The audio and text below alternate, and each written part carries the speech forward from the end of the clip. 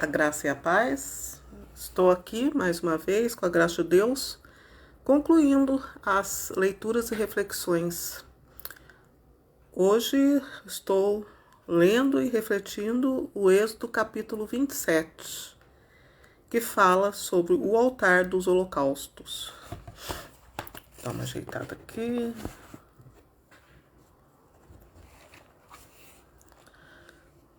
Farás o altar de madeira de acácia.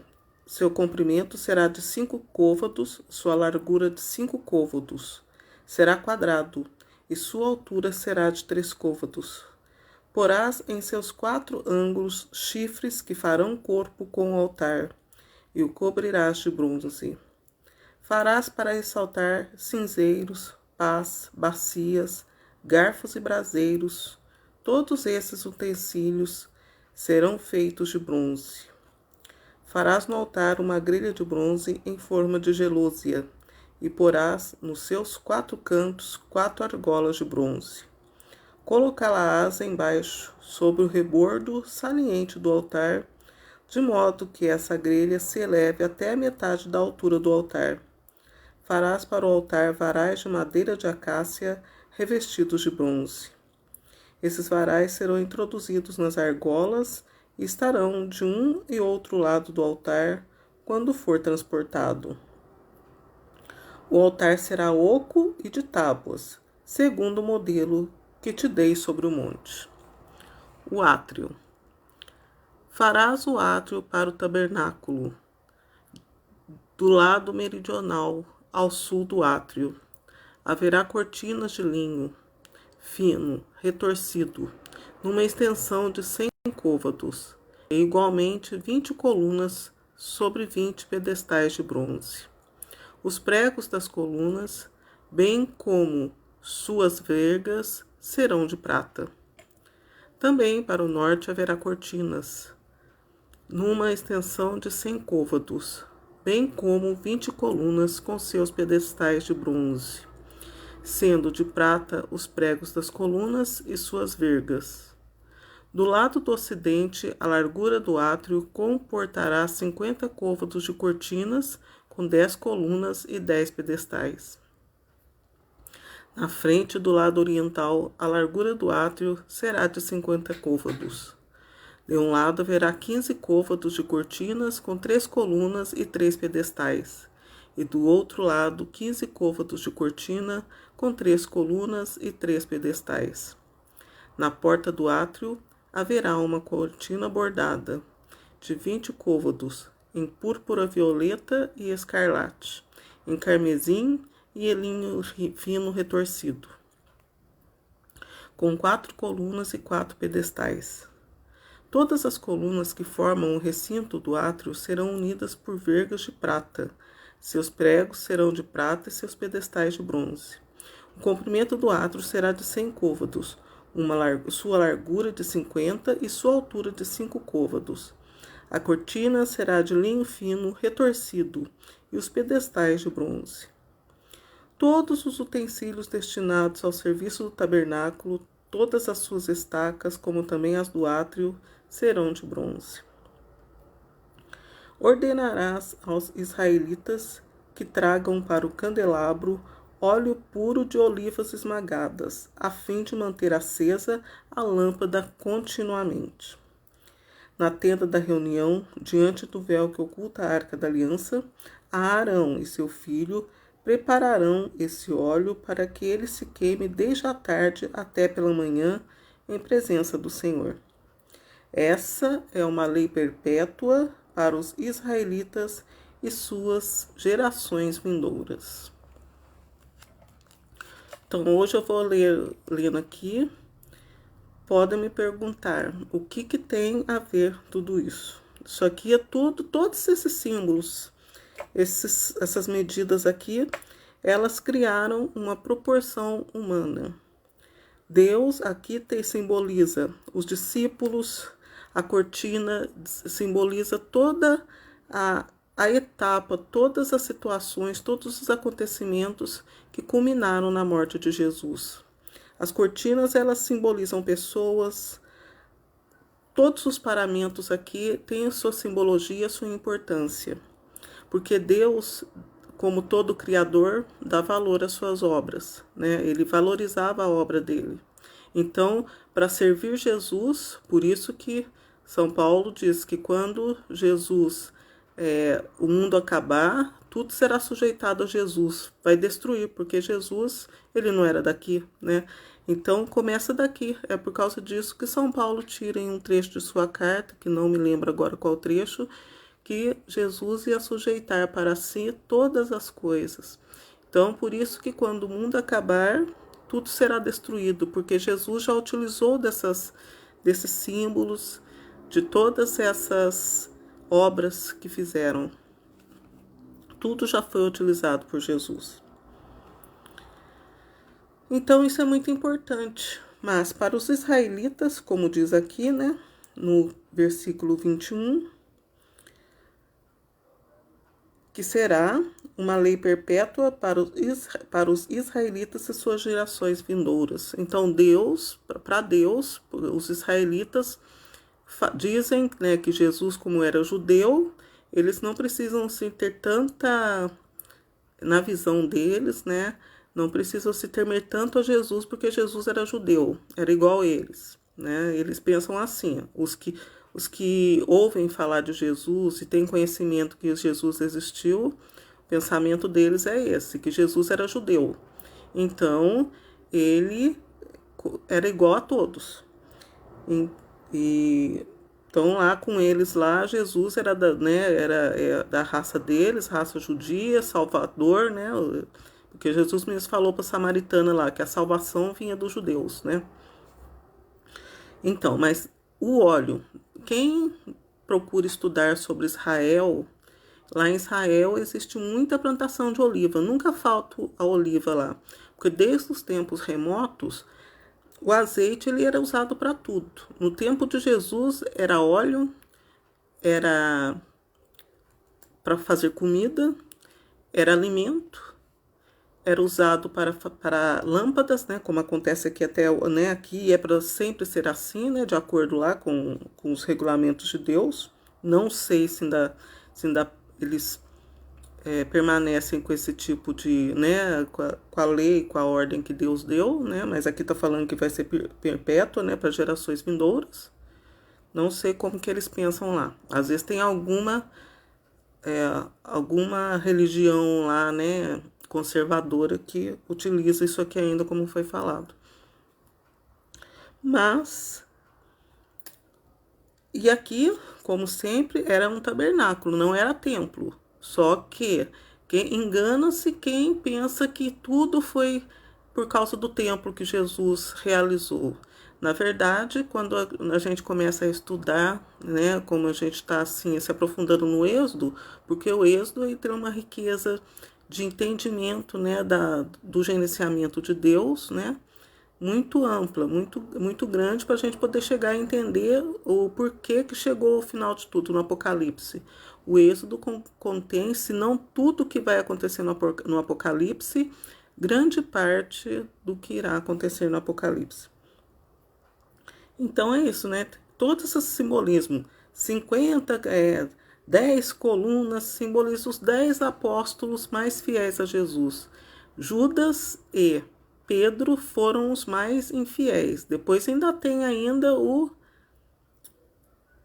Tomé, né? Só que Tomé, apesar da falta de fé dele, ele não traiu Jesus. Ele só queria ver, porque Tomé, apesar, né, da incredulidade dele, ele fala, nossa, a situação está muito feia, por isso que ele não teve fé, né? Porque ele achava que estava muito feia, né, a situação, e ele não teve fé, achando que Jesus não ia dar conta de toda aquela, né, de tanto pecado, né? Na verdade, a falta de fé de Tomé, ela foi, né, foi uma, digamos assim, conhecimento de tanto pecado que tinha sido cometido pelo povo de Israel, né? Vamos agora ao capítulo. Então, é isso. O importante aqui, nesse capítulo 27 aqui, é que tudo aqui simboliza a consumação do sacrifício de Jesus. Tudo aqui nesse capítulo 27, tudo aqui simboliza os apóstolos, simboliza tudo aqui que está aqui vai ser destruído. Aqui está o resumo de todas as coisas que serão destruídas no final dos tempos, porque Jesus já se utilizou tudo isso, ele veio suplantar tudo isso, né? O capítulo 28 agora, fala aqui é o átrio. Átrio é a entrada do templo. Então, deixa eu explicar melhor, então, né? Átrio aqui é o altar dos holocaustos, né? O altar onde ser feito o sacrifício. Jesus é o altar. Jesus, então, é tudo isso aqui que está escrito aqui, o altar, então, é Jesus. Por isso que tudo vai ser destruído, porque Jesus, ele foi o altar humano, o pão vivo do céu, o altar, o átrio aqui. Por que vai ser destruído? Esse átrio, ele vai ser substituído pelo céu, né? Pela liturgia celeste. O templo é o templo. Jesus, o templo, ele foi usado, serviu para Jesus, mas isso mais para frente a gente vê, se Deus quiser, né? Mas adiantando já, o templo ele foi usado por Jesus, para os fins que Jesus, durante a sua vida, foi percebendo, né?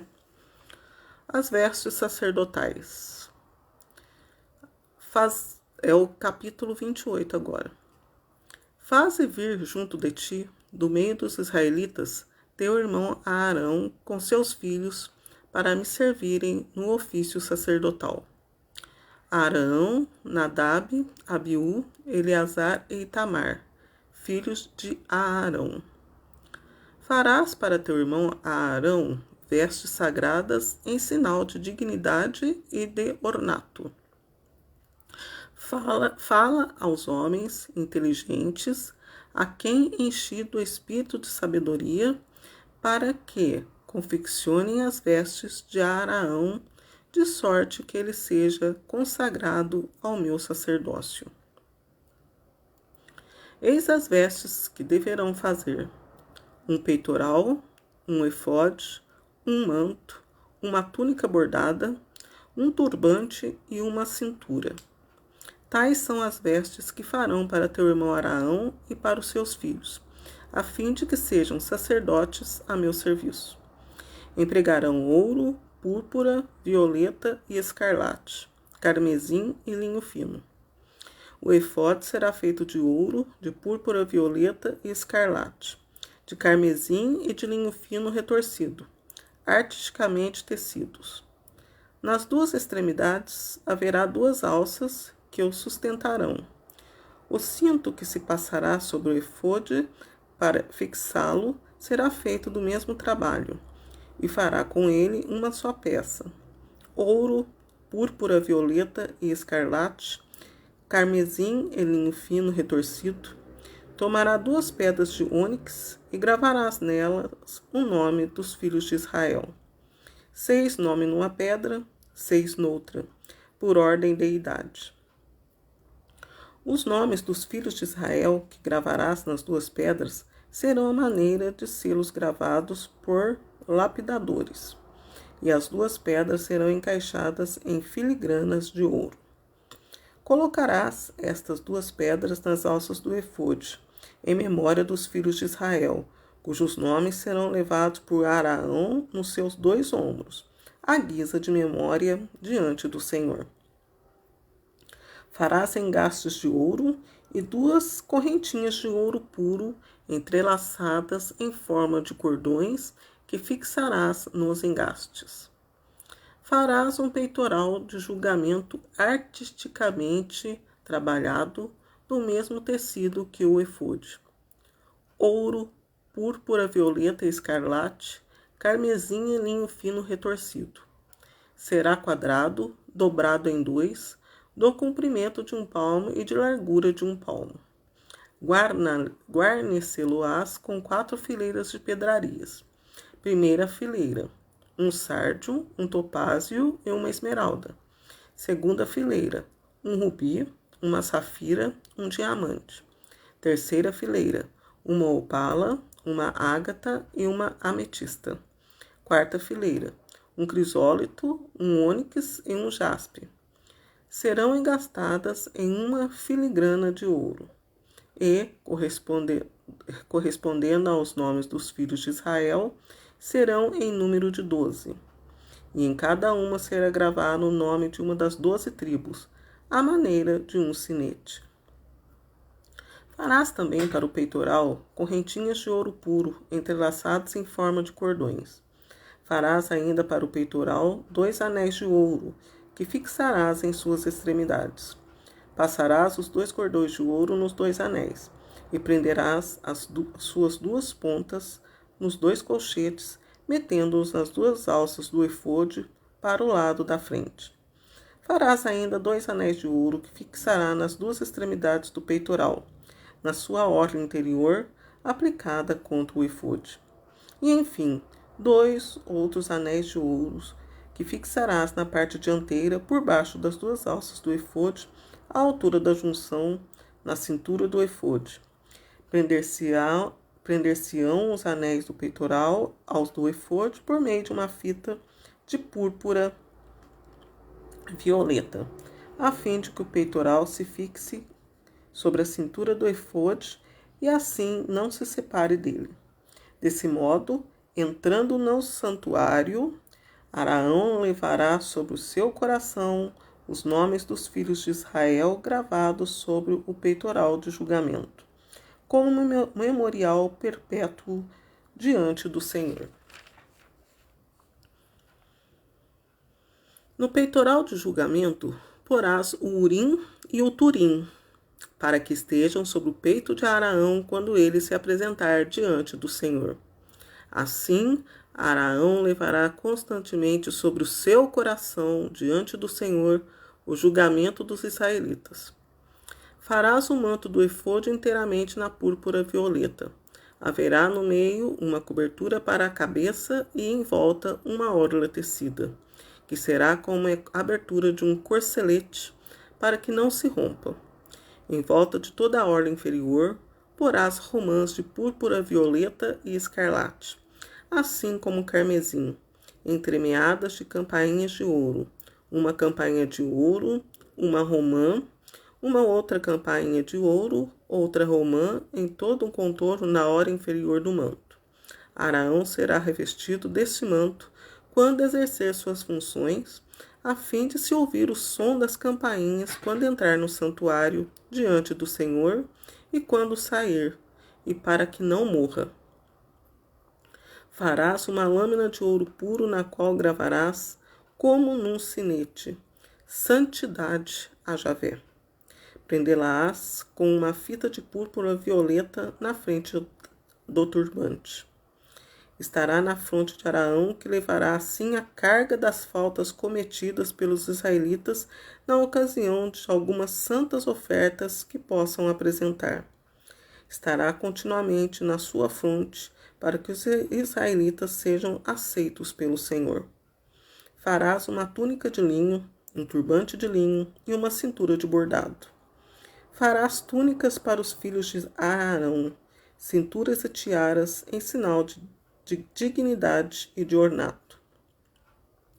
Revestirás desses ornamentos teu irmão Araão e seus filhos, e os ungirás, os empossarás e os consagrarás, a fim de que sejam sacerdotes a meu serviço. Far-lhe-ás também, para cobrir a sua nudez, calções de linho que irão dos rins até as coxas. Araão e seus filhos se lavarão quando entrarem na tenda de reunião ou quando se aproximarem do altar para fazer o serviço do santuário, sob pena de incorrerem numa falta mortal. Esta é uma lei perpétua para Araão e sua posteridade.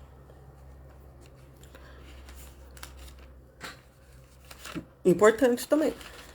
Aqui está falando aqui do sacerdócio.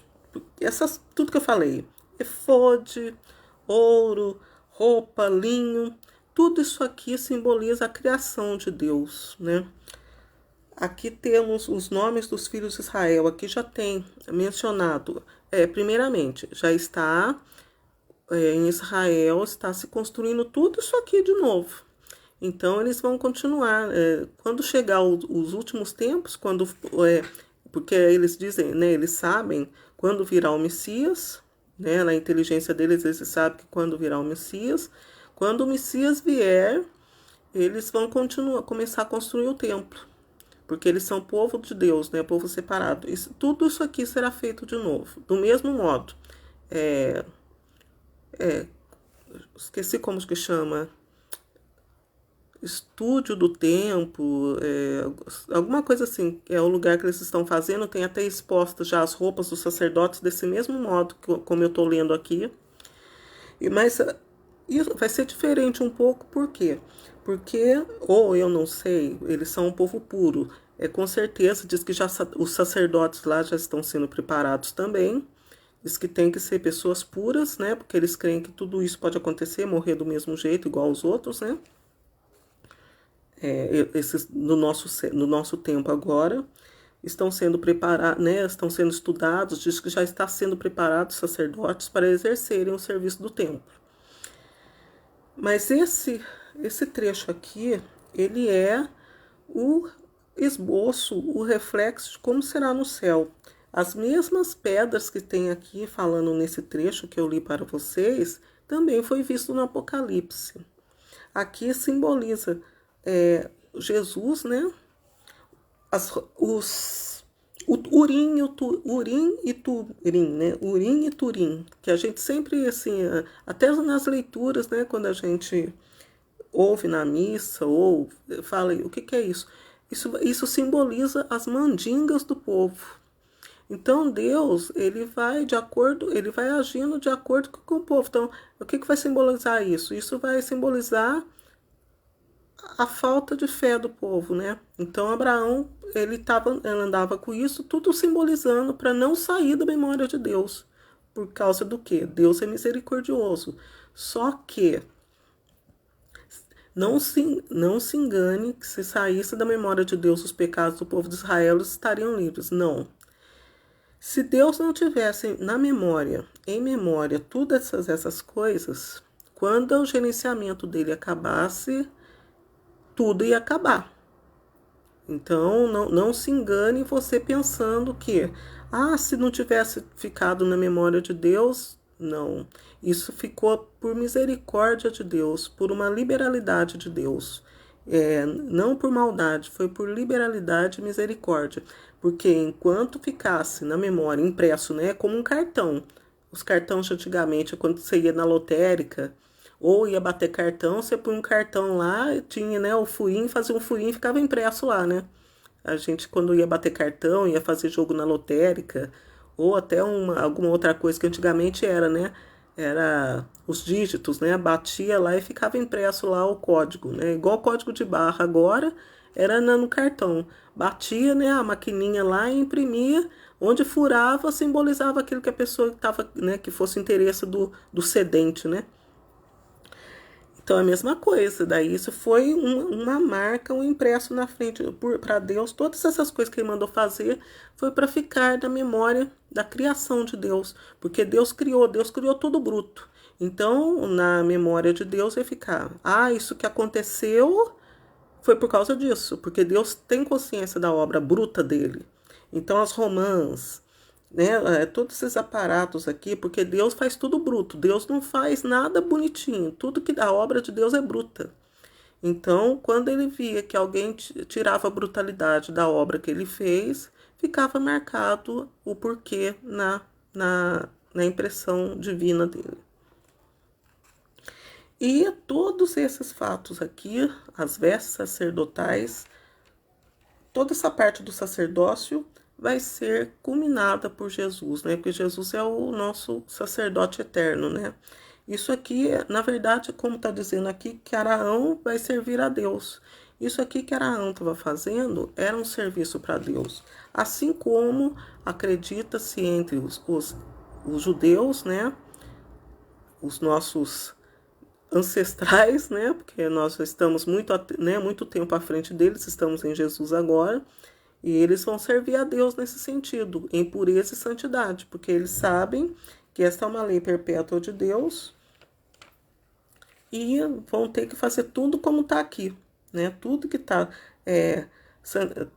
vai falarás uma lâmina de ouro puro, na qual gravarás como um sinete.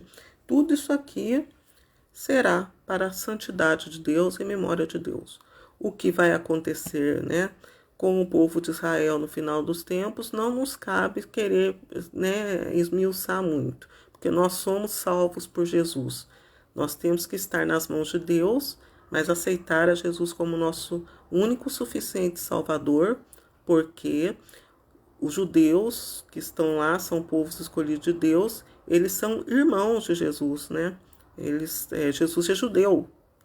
Jesus, não podemos esquecer que Jesus é nosso Salvador, mas Jesus nasceu em Belém e ele é judeu. Então, é entre ele lá com os irmãos dele o que vai acontecer. Não cabe a nós querer entender o que vai acontecer muito no final dos tempos. Cabe a nós aceitar a salvação de Jesus, crer que ele nasceu, viveu, teve uma vida igual de todo mundo, foi morto, né, e perdoou todos os pecados, sofreu tudo, né, todo tipo de injustiça na pele humana, apesar de ser o nosso Criador, né, Criador de tudo, o dono de tudo, né, e a gente aceitar a salvação dele e o consolo do Espírito Santo que nos dá a vida, porque nós morremos em Cristo.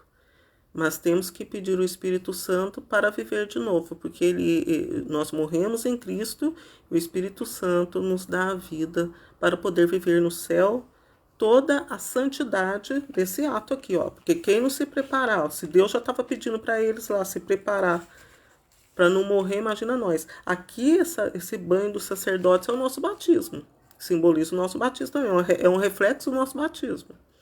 Então, até os sacerdotes, ó, né? Se lava Araão, versículo 43 do capítulo 28. Araão e seus filhos os levarão quando entrarem na tenda de reunião ou quando se aproximarem do altar para fazer o serviço do santuário sob pena de incorrerem numa falta mortal. Esta é uma lei perpétua para Araão e sua posteridade. Até hoje existem, eles contam, né? Até hoje existem filhos de Araão lá. Os sacerdotes de Israel são todos descendentes de Araão, né? A maior, porque eu tenho conhecimento, os sacerdócios, eles são descendentes de Araão. Espero ter ajudado vocês. Tem mais a sequência, esse foi o capítulo 28. Se você se interessar, por aí eu tenho um canal, tem site, tem a minha página também, tem as sequências das nossas reflexões, muito ricas, e seria bom se tiver um tempo, né, quiser sair um pouco das lenga-lengas da vida, para entender um pouquinho nossas leituras e reflexões. Espero ter ajudado, até uma próxima vez, se Deus quiser.